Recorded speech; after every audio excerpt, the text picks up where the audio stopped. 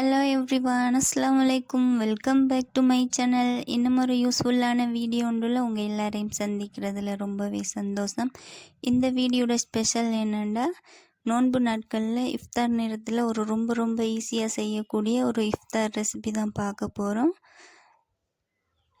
Arabian chicken keema kuboos எப்படி செய்யலாம்னு பார்க்கலாம். ஸோ வாங்க வீடியோக்குள்ளே போகலாம்.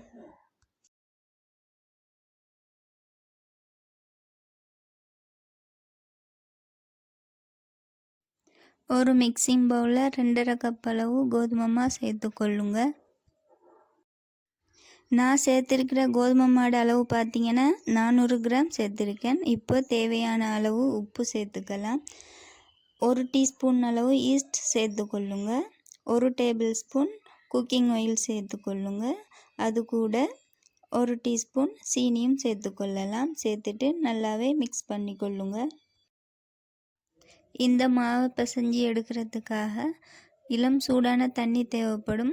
தண்ணி பார்த்திங்கன்னா கொஞ்சமாக சேர்த்து நல்லா சாஃப்டாகவே பிசைஞ்சு எடுத்துக்கொள்ளுங்க.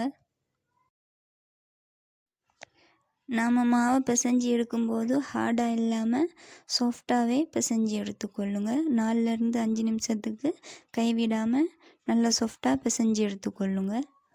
இப்போ நாம் ரெடி பண்ணி வச்சிருக்கிற டோக்கு மேலால் கொஞ்சமாக ஆயில் சேர்த்துக்கொள்ளுங்க. சேர்த்துட்டு நல்லாவே அப்ளை பண்ணி விடுங்க.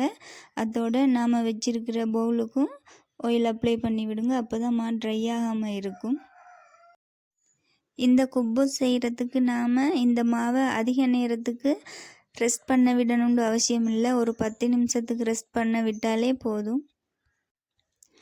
இப்போ கீமா செஞ்சு கொள்ளலாம். ஸ்டவ்வில் ஒரு பேன் வச்சுக்கொள்ளுங்க. 2 டேபிள் ஸ்பூன் ஆயில் சேர்த்துட்டு ஆயில் சூடானதும் சிக்கனை சேர்த்துக்கொள்ளுங்க. சிக்கனை சின்னதாக கட் பண்ணிவிட்டு சேர்த்துக்கொள்ளுங்க.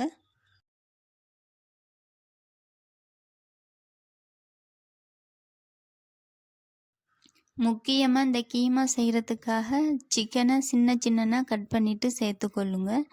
சேர்த்துட்டு அதுக்கு தேவையான அளவு உப்பு சேர்த்து நல்லாவே மிக்ஸ் பண்ணி கொள்ளுங்க.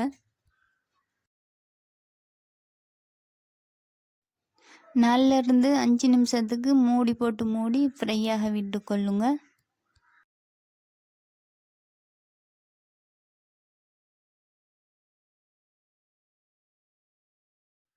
சிக்கனை அதிக நேரம் கிறிஸ்பி ஆகிற மாதிரி ஃப்ரையாக விட்டுறாதீங்க. இந்த மாதிரி இருக்கணும். இப்போ 200 கிராம் பெரிய வெங்காயத்தை சின்னதாக கட் பண்ணிவிட்டு உள்ளே சேர்த்துக்கலாம். சேர்த்துட்டு ஒரு பச்சை மிளகாய் அதையும் சின்னதாக கட் பண்ணிவிட்டு வாசனைக்காக கொஞ்சமாக கருவேப்பிலை சேர்த்துக்கொள்ளலாம். சேர்த்துட்டு இந்த மாதிரி மிக்ஸ் பண்ணிக்கொள்ளுங்க. மிக்ஸ் பண்ணிவிட்டு ஒரு 1/4 டீஸ்பூன் அளவு மஞ்சள் சேர்த்து மிக்ஸ் பண்ணி விடுங்க.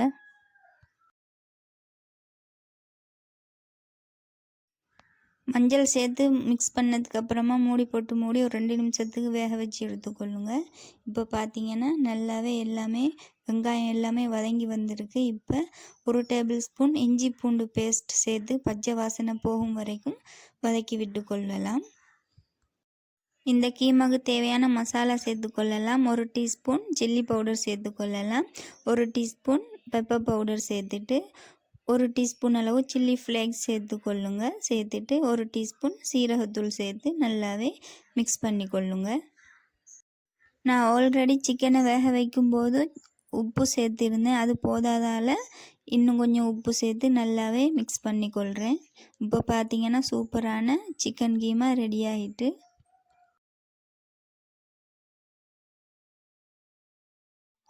இப்போ மாவை ஓப்பன் பண்ணி பார்க்கலாம். பாருங்கள், நான் 10 நிமிஷத்துக்கு மாவை ரெஸ்ட் பண்ண விட்டுருந்தேன். நல்லாவே சாஃப்டாகவே வந்திருக்கு. இப்போ ஒரு ஒர்க்கிங் ஏரியாவில் கோதுமை மாவு தூவிக்கொள்ளுங்க. அடுத்ததாக நாம் ரெடி பண்ணி வச்சுருந்த டோ எடுத்து நீளமான ஷேப்பில் இந்த மாதிரி வீடியோவில் பார்க்குற மாதிரி உருட்டி எடுத்துக்கொள்ளுங்க. இப்போ இந்த மாவை சின்ன பீசஸாக கட் பண்ணி எடுத்துக்கொள்ளலாம்.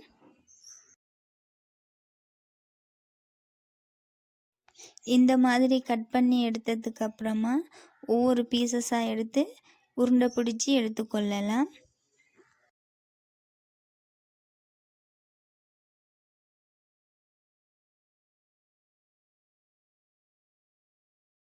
பாருங்கள், இப்போ எல்லா மாவையும் இந்த மாதிரி உருண்டை பிடிச்சி எடுத்தாச்சு. இப்போ உருண்டை பிடிச்ச மாவை இந்த மாதிரி ஒவ்வொன்றை எடுத்து தட்டிட்டு வட்டமான ஷேப்பில் திரட்டி எடுத்துக்கொள்ளலாம். நல்லா தின்னாவே திரட்டி எடுத்துக்கொள்ளுங்க. பாருங்கள், இந்த மாதிரி தட்டி எடுத்துக்கொள்ளுங்க. இது இருக்கட்டும். அடுத்ததாக இன்னொரு பீஸ் எடுத்து இதே மாதிரி திரட்டி எடுத்துக்கொள்ளலாம். இந்த மாதிரி தட்டி எடுத்ததுக்கப்புறமா நடுவில் நாம் செஞ்சு வச்சிருக்கிற சிக்கன் கீமா சேர்த்துக்கொள்ளுங்க. இந்த மாதிரி சிக்கன் கீமா வச்சதுக்கப்புறமா நாம் ஆல்ரெடி தட்டி வச்சுருந்த மாவை எடுத்து இந்த மாதிரி மேலால் கவர் பண்ணி விட்டுக்கொள்ளுங்க. இப்போ இந்த மாதிரி ஒரு பவுல் வச்சு வட்டமான ஷேப்பில் நல்லாவே கட் பண்ணி எடுத்துக்கொள்ளலாம். பாருங்கள், இந்த மாதிரி செஞ்சு எடுத்துக்கொள்ளுங்க. அடுத்ததாக இதை சுட்டு எடுத்துக்கொள்ளலாம். ஒரு பேனில் 1 டேபிள் ஸ்பூன் ஆயில் சேர்த்துக்கொள்ளுங்க. சேர்த்துட்டு ஆயில் சூடானதும் நாம் செஞ்சு வச்சிருக்கிற குப்பூஸை சுட்டு எடுத்துக்கொள்ளலாம். பொதுவாக குப்பூஸ் செய்யும்போது ஆயில் சேர்க்க மாட்டாங்க. பட் நான் ஆயில் சேர்த்துருக்கேன். ஆயில் சேர்த்து செய்யும்போது ரொம்பவே சூப்பராக இருக்கும். அதிகமாக ஆயில் சேர்க்கணும்னு அவசியம் இல்லை. கொஞ்சமாக ஆயில் சேர்த்து இந்த மாதிரி 2 பக்கமும் திருப்பி போட்டு நல்லாவே வேக வச்சு எடுத்துக்கொள்ளுங்க. சூப்பராகவே வெந்து வந்திருக்கு. இப்போ ஒரு பிளேட்டுக்கு மாற்றிக்கொள்ளலாம். அடுத்ததாக அதே மாதிரி நம்ம ஆல்ரெடி செஞ்ச மாதிரியே மாவை எடுத்து இந்த மாதிரி தட்டிட்டு ஒரு வட்டமான ஷேப்பில் நல்லாவே தின்னாவே திரட்டி எடுத்துக்கொள்ளுங்க. நடுவில் கீமா சேர்த்துட்டு நம்ம ஆல்ரெடி செஞ்சு வச்சுருந்த மாவை எடுத்து மேலால் கவர் பண்ணிவிட்டு ஒரு பவுல் வச்சு வட்டமாக இந்த மாதிரி கட் பண்ணி எடுத்துக்கொள்ளுங்க.